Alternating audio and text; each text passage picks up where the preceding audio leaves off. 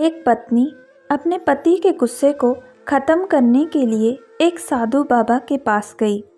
शादीशुदा औरतों के लिए सीख देने वाली कहानी। एक बार की बात है कि एक औरत जो बहुत दुखी थी, परेशान रहती थी।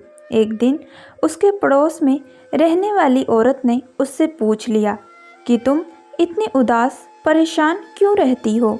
तो औरत ने बताया कि मेरे पति जो पहले मुझसे बहुत प्रेम करते थे, लेकिन कुछ दिनों से वो मुझ पर बहुत ज़्यादा गुस्सा करने लगे हैं। मुझसे ठीक से बात तक नहीं करते हैं। अब वो मुझसे बिल्कुल भी स्नेह नहीं करते हैं। ऐसा लगता है जैसे कि उन्हें मेरी कोई ज़रूरत ही नहीं है।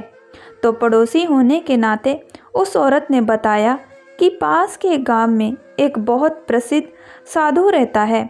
तुम उसे अपनी परेशानी बताओ, वो तुम्हारी समस्या का हल ज़रूर बताएंगे। औरत अगले ही दिन साधु के पास गई। साधु को अपनी समस्या बताई तो साधु ने समस्या सुनकर कहा कि तुम्हारी परेशानी को ख़त्म तो मैं कर दूंगा, लेकिन इसके लिए जिस चीज़ की ज़रूरत पड़ेगी वो तुम्हें बहुत मुश्किल से मिलेगी। औरत ने कहा कि मैं कुछ भी करके, कैसे भी करके वो चीज़ ला कर दूंगी, बस मेरे पति को पहले जैसा बना दो। साधु ने कहा कि तुम्हें शेर का एक बाल लाना होगा, जब भी मैं तुम्हारे पति को ठीक कर सकता हूँ। औरत ने कहा कि कार्य तो बहुत कठिन है, लेकिन मैं अपने पति को पहले जैसा बनाने के लिए कुछ भी करूँगी। औरत अगले ही दिन जंगल में गई। वहाँ शेर को देखकर डर गई और वापस घर आ गई। फिर अगले दिन औरत जंगल गई तो शेर की दहाड़ सुनकर डर गई और फिर वापस घर आ गई। औरत ने हार नहीं मानी और अगले दिन फिर शेर के करीब जाने लगी।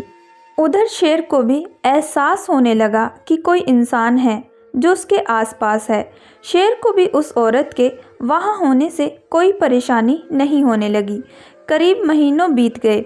आखिर शेर को औरत के वहाँ होने की आदत पड़ गई। औरत शेर का एक बाल लेकर साधु के पास आ गई।